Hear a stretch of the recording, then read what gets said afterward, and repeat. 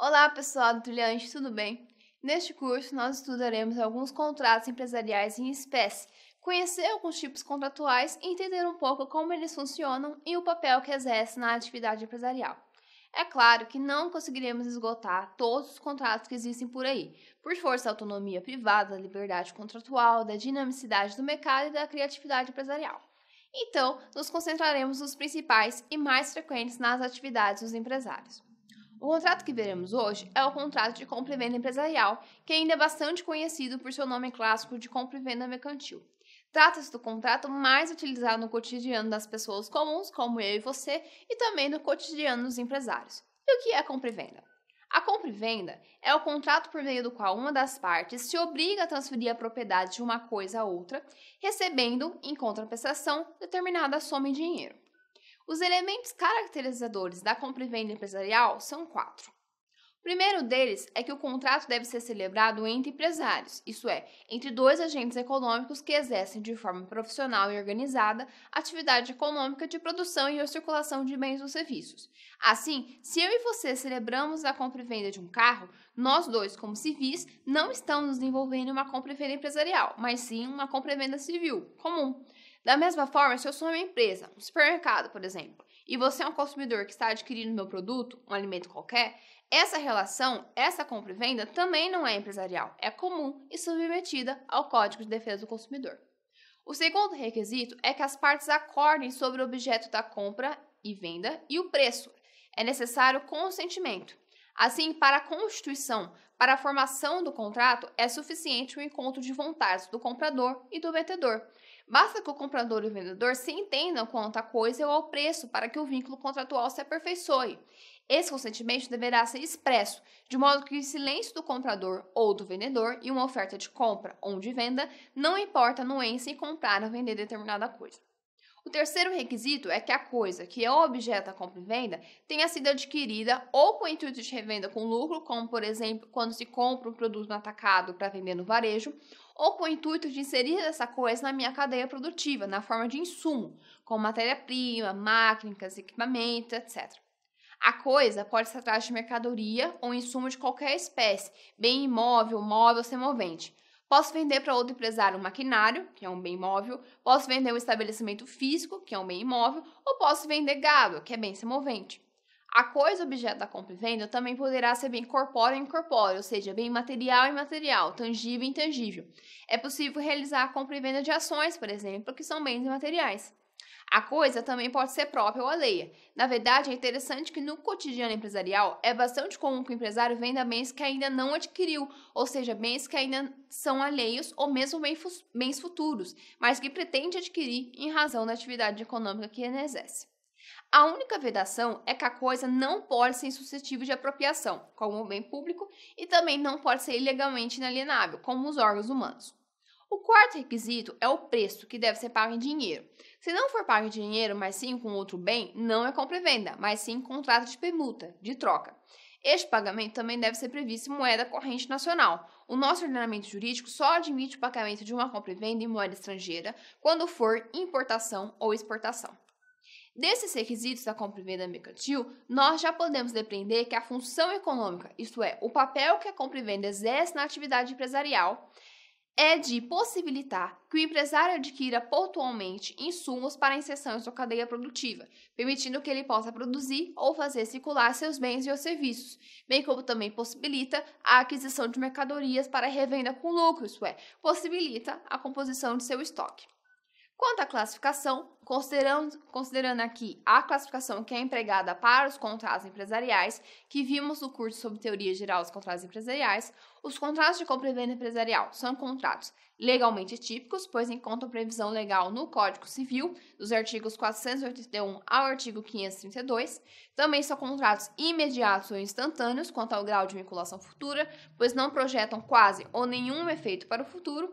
São contratos imediatistas, porque tão logo se satisfaz a necessidade pontual do empresário, encerra-se o contrato. Se no futuro surgir outra necessidade, celebra-se outro contrato que tem essa mesma natureza instintiva, ou seja, não é feito para durar.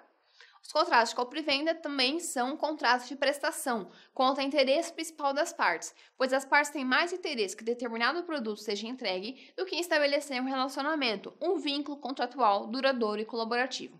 E por fim, os contratos de compra e venda são, via de regra, paritários, ou seja, as partes agem em equilíbrio de poder de barganha. E quais são as principais obrigações das partes em um contrato de compra e venda empresarial? Quanto ao vendedor, a principal obrigação é inerente à compra e venda e consiste na entrega da coisa, com a transferência da propriedade do vendedor ao comprador. A transferência de propriedade só ocorre com a tradição, com o evento translativo de propriedade e não com a mera celebração da compra e venda. Se o vendedor não transferir a propriedade, o comprador poderá optar ou por indenização ou por exigir o cumprimento do contrato. O vendedor também deve se responsabilizar pela efetiva garantia do comprador sobre a coisa, ou seja, o vendedor deve assegurar ao comprador a propriedade da coisa com as qualidades prometidas. O vendedor responde em caso de vícios redibitórios, que é quando o bem entregue não corresponde às especificações acordadas pelas partes, no sentido de se revelar impróprio ao uso a que se destina, e também responde por evicção, que é o dever que o vendedor tem de defender em juízo a venda perante terceiros que estejam reivindicando a coisa objeto do contrato. Além disso, em regra, até o momento da tradição, os riscos da coisa correm por conta do devedor.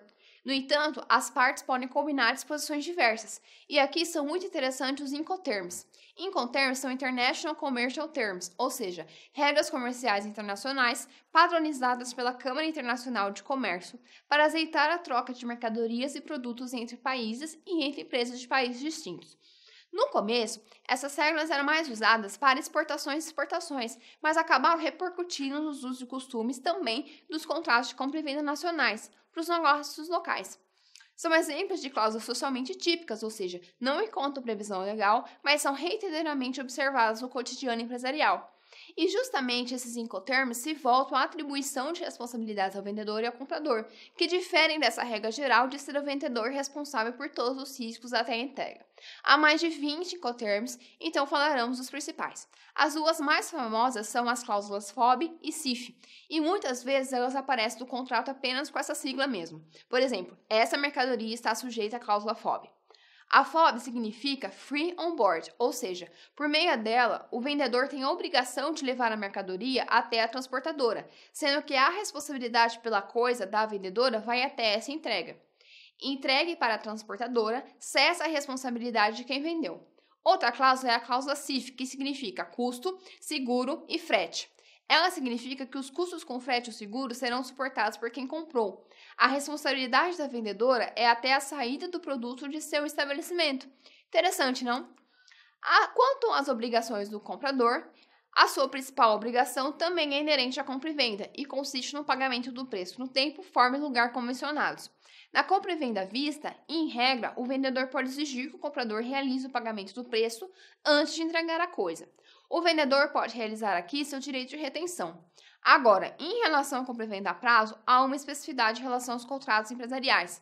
Nos contratos civis, aplica-se o artigo 495 do Código Civil, que diz que, não obstante o prazo ajustado para o pagamento, se antes da tradição o comprador cair na insolvência, poderá o vendedor sobrestar na entrega da coisa até que o comprador lhe dê caução de pagar no tempo ajustado.